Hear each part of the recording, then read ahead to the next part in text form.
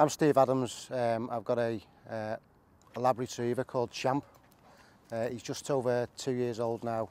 He looks for firearms, cash and drugs. Yeah, he's a clever boy. Good boy. I've got a Labrador retriever cross called Gemma, and she's also come from the guide dogs breeding programme and is also trained to detect drugs, cash and firearms.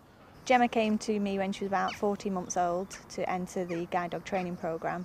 I was working with her for about 10 weeks and in that time it became quite apparent that although she was very clever and a very intelligent dog, there was some traits in there that weren't ideal to become a guide dog. So she had very strong use of nose, so she'd be working in harness and all of a sudden pick up a scent and lose all concentration and want to go off and chase a squirrel or something. It was quite apparent that these dogs had high drives and would suit an alternative working home, so we contacted the police and were asked if they were looking for any dogs at the time, which they were.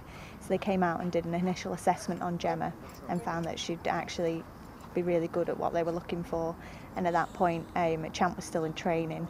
So when Gemma finished her training they were asking if they had any more dogs, and just luckily at that time we'd assessed Champ and decided that he might quite suit the same career as Gemma did.